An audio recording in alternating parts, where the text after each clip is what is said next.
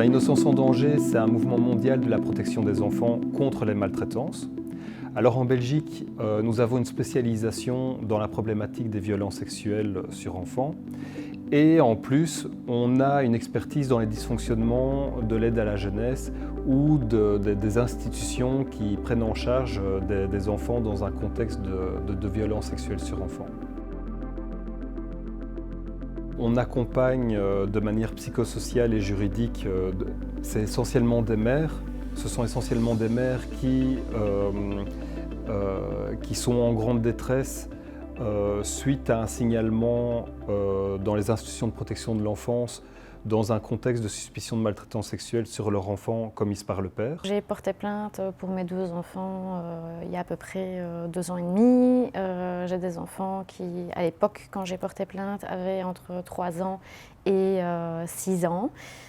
Suite à ça, une procédure a été introduite au tribunal de la famille où on m'a donné la garde exclusive de mes 2 enfants par principe de précaution, tout simplement. De fil en aiguille, les mois ont passé, on retourne plusieurs fois en famille et en famille, on décide que le lien avec le papa est important et qu'il faut absolument que les enfants retournent chez le papa. Il va y avoir 2 ou 3 décisions qui vont dans ce sens-là. Et les enfants, après autant de mois sans voir leur papa et compte tenu du contexte, refusent d'aller chez leur papa ou de voir leur papa. Suite à ça, on passe au tribunal de la jeunesse puisque les compétences du tribunal de la famille atteignaient leurs limites. Et au tribunal de la jeunesse, il a été décidé que mes enfants devaient être placés.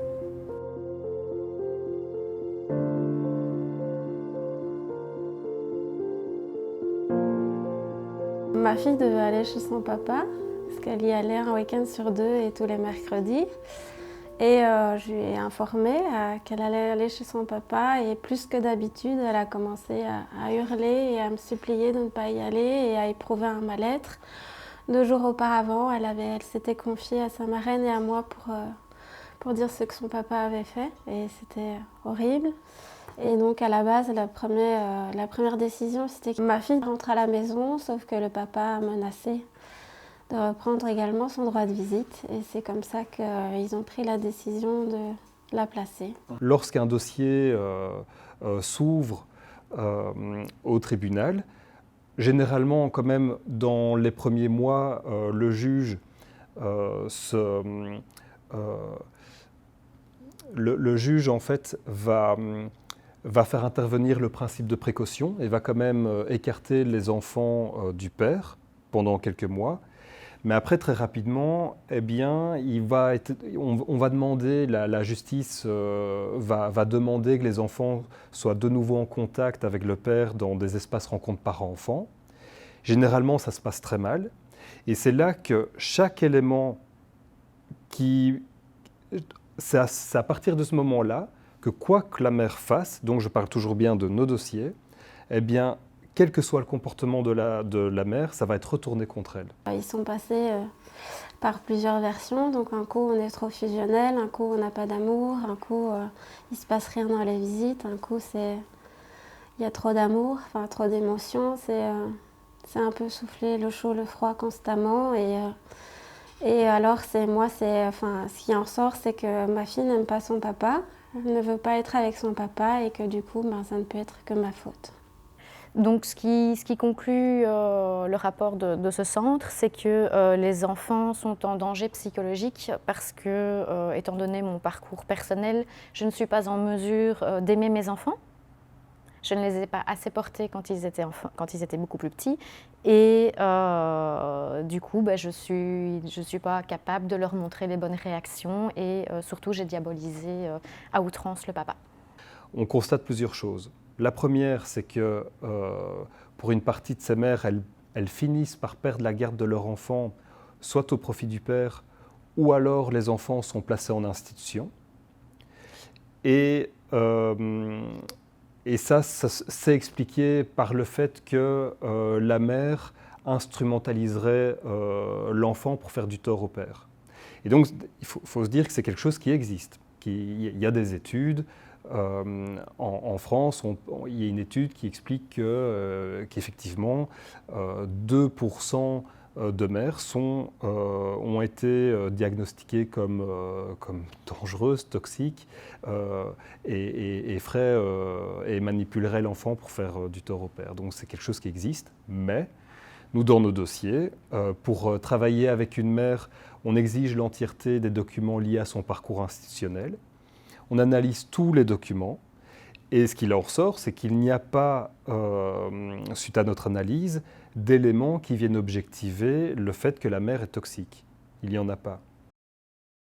Durant mon parcours au tribunal de la famille, il a été demandé au SAJ de prendre le dossier de mes enfants en charge.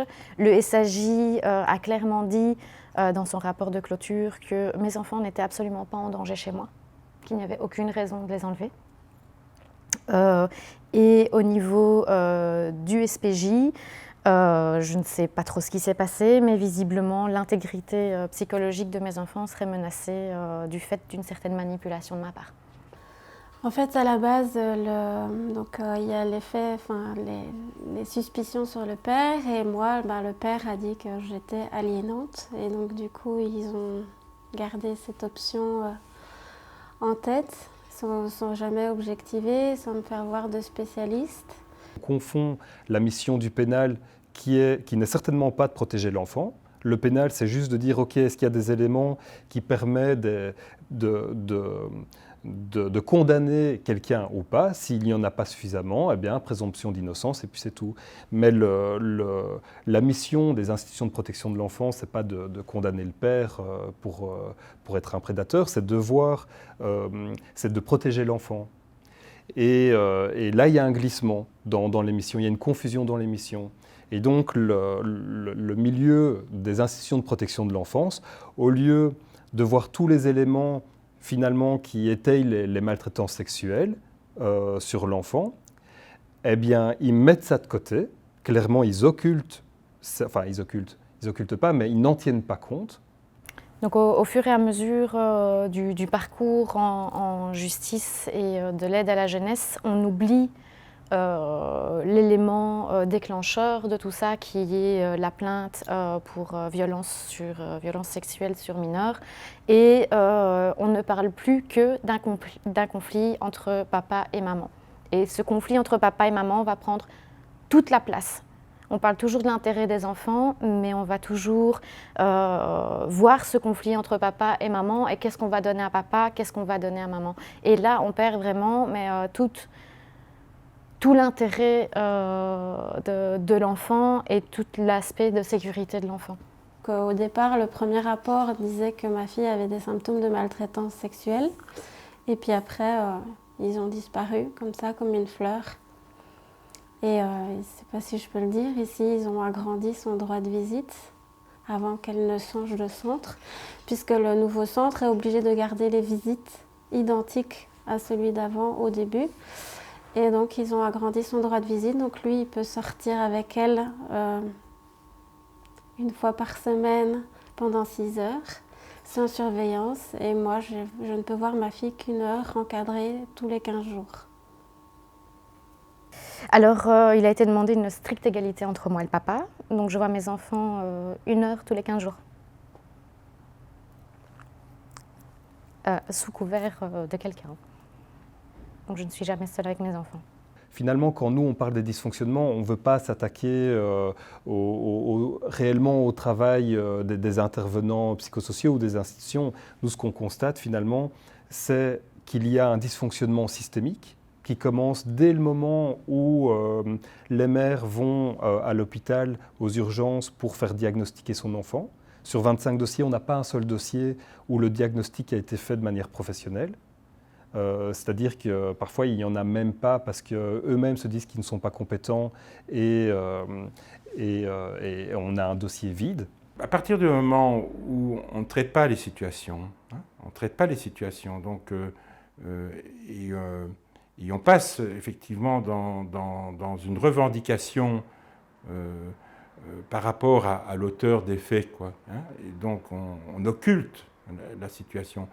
Et que l'auteur des faits réclame un hébergement, un hébergement et que la victime, la victime, donc l'enfant et la maman, sont en difficulté par rapport à rétablir ce lien, effectivement, on voit apparaître des situations où les autorités publiques, qui ne sont pas toujours bien informées, par manque de moyens, je ne pense pas qu'il y ait des intentions, il n'y a pas d'intentionnel là-dedans, donc il y a un manque de moyens, c'est ça, oui. Et on constate que les pouvoirs publics peuvent alors à ce moment-là prendre des sanctions où effectivement les mamans sont doublement sanctionnées. Et donc les mamans ne voient plus leur enfant.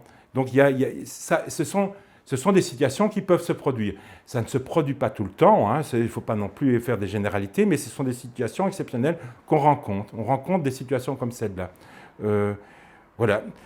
Et puis, je pense effectivement que ne pas traiter ces souffrances-là dans le chef des mamans, c'est quelque chose qui est catastrophique. Ces mamans qui ont été victimes, qui ont vécu les choses par procuration, par ricochet. On tape sur votre enfant, c'est du ricochet, c'est de la procuration. On maltraite vos enfants. Eh bien, ces mamans, elles ont droit à une aide. Et que cette aide ne soit pas offerte, c'est une catastrophe pour ces parents. Je ne sais pas ce qui est dit aux enfants. Et je ne peux pas les voir toute seule. Et je ne peux pas parler de tout ça. Et d'ailleurs, en 1 heure de temps tous les 15 jours, on n'a pas envie de parler de ça. Donc je ne sais pas ce qu'il aurait dit. Mais moi, je n'ai pas d'espoir à court ou moyen terme. Ce qui m'aide à tenir, c'est, j'espère, la foi en la justice, malgré tout, en instruction, puisqu'on est en instruction, et qu'elle rentre à la maison et que la vérité ressorte.